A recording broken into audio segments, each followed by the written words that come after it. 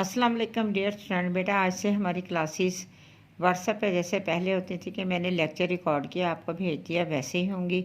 आपने ध्यान से लेक्चर पढ़ना है, सुनना है।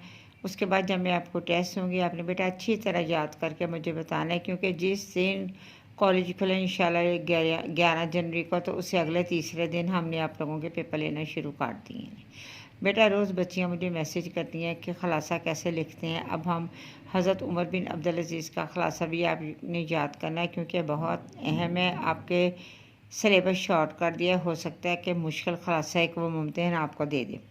बेटा ख़लासा लिखने के लिए 4-5 चीज़ें उन्होंने जो है मामले अदब में दी हुई हैं। आप मेरे से वैसे भी सुन लें। कई बच्चे पूछते हैं कि हम शेर के आगाज़ में जो है वो शेर लिख सकते हैं ख़लासे के आगाज़ में।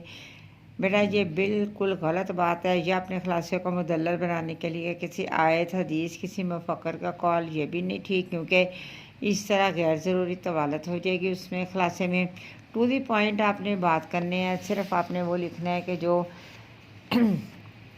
ख़लासे के अनवान को हेडिंग देकर लिखना। बेटा आपने हेडिंग देकर लिखनी है, क्योंकि ज़ाहिर है आपको वो जो है आप हेडिंग देगी तो मुमकिन को पता चलेगा कि आप कौन सा ख़लासा। बेटा लेकिन ये नहीं कि अगर उमर बिन अब्दुल अज़ीज़ के रहे हैं तो पहले आप एक पैराग्राफ लिखने के बाद लिखें उमर बिन अब्दुल अज़ीज़ की खूबियाँ, तीसरे पैरे में लिखें उमर बिन अब्दुल अज़ीज़ ने राया के लिए क्या किया। आपने एक पैरा जब ख़त्म करना है तो फिर दूसरी लाइन से, जहाँ पहला पहला ख़त्म हुआ है, दूसरी लाइन से वो शुरू काट देना है। गैर ज़रूरी हेडिंग नहीं आपने देनी।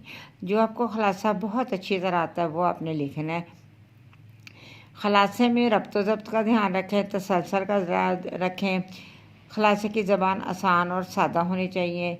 मिर्ज़ा अदीब का ड्रामा दस्तक मकालमों की शक्ल में है। अगर आपको आता है तो आपने मकालमे नहीं लिखने हैं, बल्कि क्या करना है, कहानी की सूरत में लिखना है।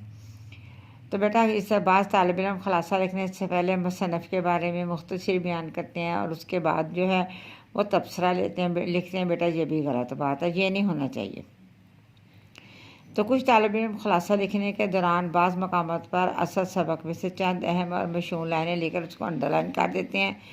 आपने ये भी नहीं करना। बेटा सिर्फ आपने पकड़ना है सवाल और किस तरह जो है उसका जवाब लिखना शुरू कर देना है। अब आप निकालें अपनी किताबें और देखें मेरे लेक्चर के साथ साथ कि सबक का ख़लासा उमर बिन अब्दुल अज़ीज़। बेटा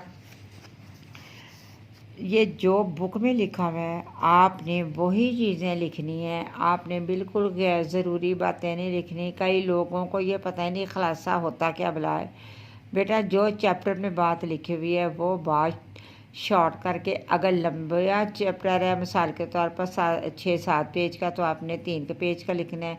अगर चैप्टर छोटा है 2 पेज का, तो आप 1.5 पेज का ख़लासा। ख़लासे का मतलब है मुख्तसर करना जो बुक में दिया हुआ है। अब ये थे कि हज़रत उमर बिन अब्दुल अज़ीज़ के हालात व वाक़यात बिल्कुल वैसे स्टार्ट हो रहा है जैसे हमने किताब में पढ़ा था। हालात व वाक़यात सबसे अहम और काबिल तवज्जो गैर मज़हब वालों के साथ सलूक है। बेटा ये देख लें, एक पैरा ख़त्म हो गया।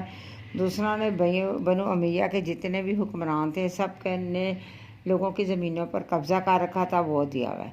ख़ानदान के अमाल में सबसे ज़्यादा तबाहकुन वाक़या जो है वो क्या था कि लोगों की ज़ुबानें बंद कर दी गई थी और जिस तरह चाहते हुक्मरान वो बात मनवाते, लेकिन उमर बिन अब्दुल अज़ीज़ ने वो भी ख़त्म कर दिया। बेटा ये आप देख लें, लिख के देखें, मुझे सेंड करें ताकि मुझे भी आइडिया हो कि आपको ख़लासा लिखने का तरीका आ गया है। आपके हाथों से निकलेगा, आप पेज पे लिखेगी, आपको भी पता चल जाएगा कि कितने पेज का बने।